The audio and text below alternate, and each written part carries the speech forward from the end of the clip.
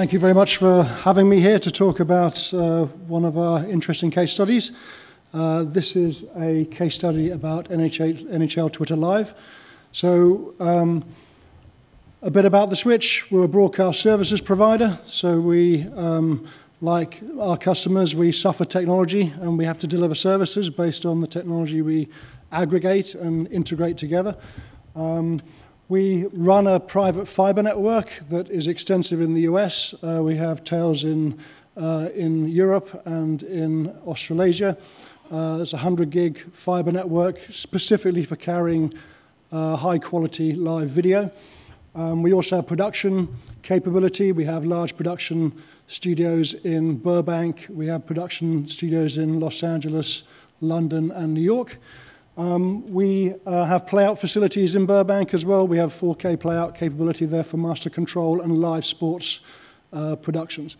We are connected into a large number of stadiums, professional sports stadiums in the US, and a lot of other customers and satellite providers and other providers.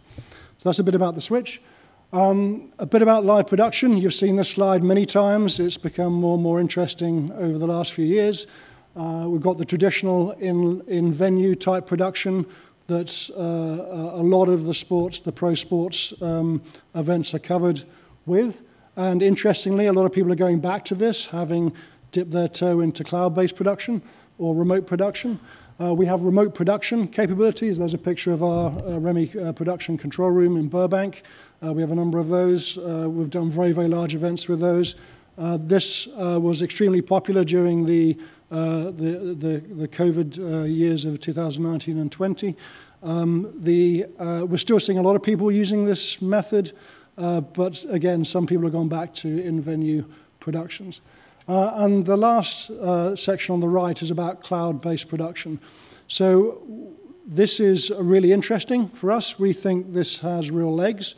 We've started small with this because the capabilities are more for niche type applications, for shoulder programming, running alongside major productions, but also doing productions of their own, just in the cloud. And what I'm going to talk about today is the Mimic production platform, which is our solution for that, and a bit about our production we did for the NHL, which was broadcast out to Twitter.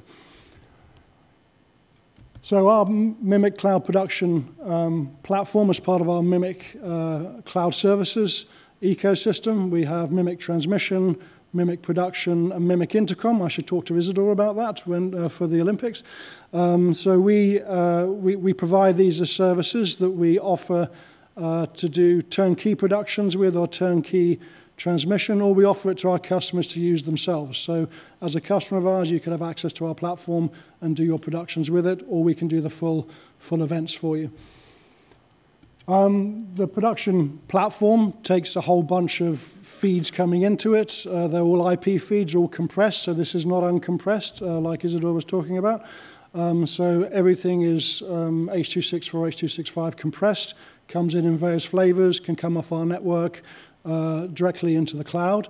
The services run only in the cloud, so these are all stood up in data centers. We have capability in the US, Europe, APAC, and Oceania. And we create productions out of that. That might be live production as a show. It might be clipping and editing and posting to social media. It might be rebranding and redistribution. And this is all done in a way that allows us to deliver it either back to our fiber networks for delivery to broadcasters, straight out to social media, or anything in between. There's a whole load of components in this platform. We've been developing it over the last few years. I have to say, initially, when we launched this and were doing productions, it was pretty nerve-wracking doing productions with it. This is software in the cloud, and the sort of software systems we took delivery of were 98% there, but for live production it has to be 100%. So over the last couple of years, we've got to a very, very good place with it. We're very happy with doing live productions with it. And what's really exciting about it is that you can actually have all the different actors in the production in different places.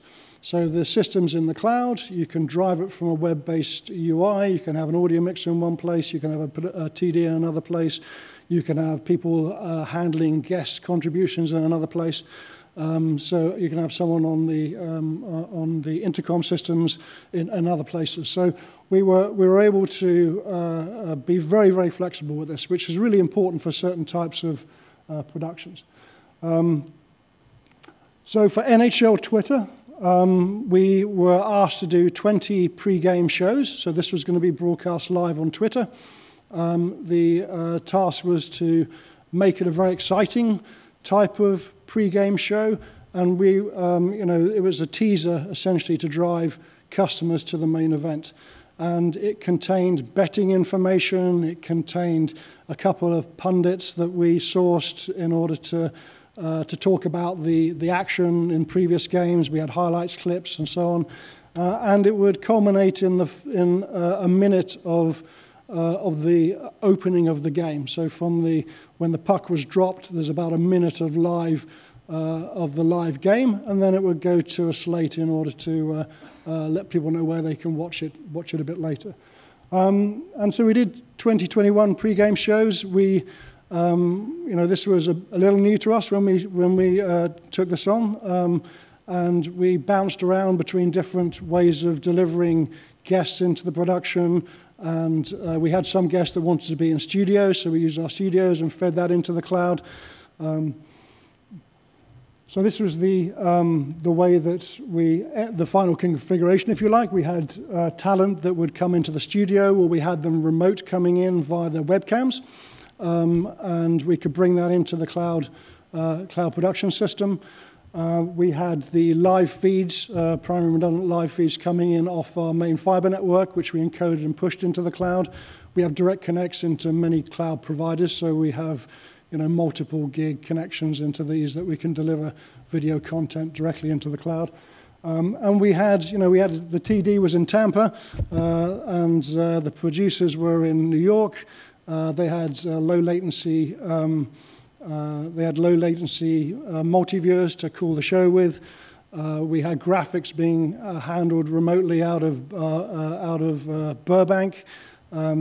And we used, we have integrated graphics in the platform, but for more complex graphics we use Singular Live. So we have a Singular Live operator in Burbank doing that.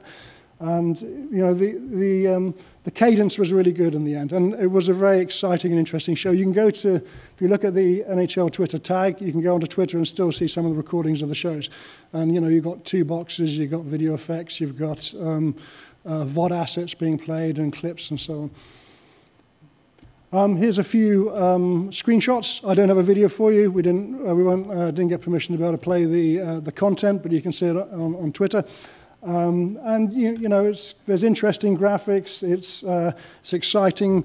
The guy with the hammer was really, really an interesting guy. So he was very, very engaging. And it was designed to be a fun and exciting type production. And I think we managed to achieve that and deliver that.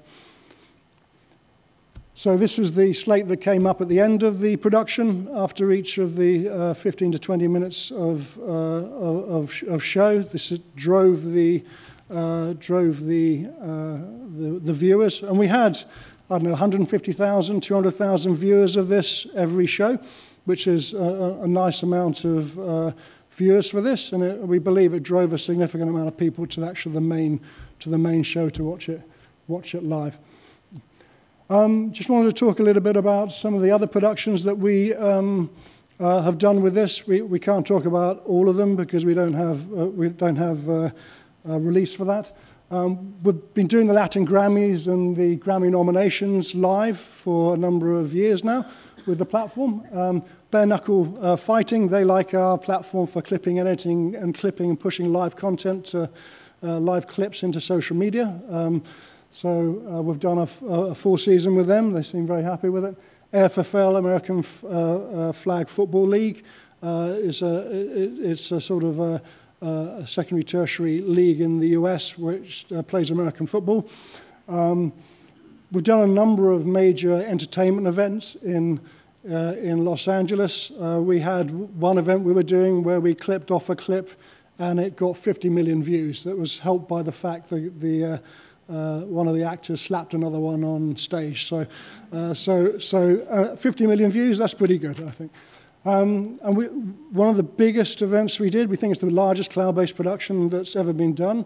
We did, for an enterprise client, we did an event where we did 115 productions over 3 days. We had 12 cloud-based control rooms that were flip-flopping between each other. We had 6 going simultaneously at any one time, delivered to 60,000 participants.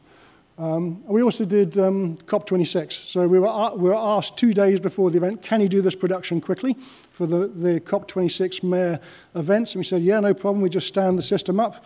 And it was done and it came off without a problem. So that was done with 2 days' notice for COP26 in Glasgow.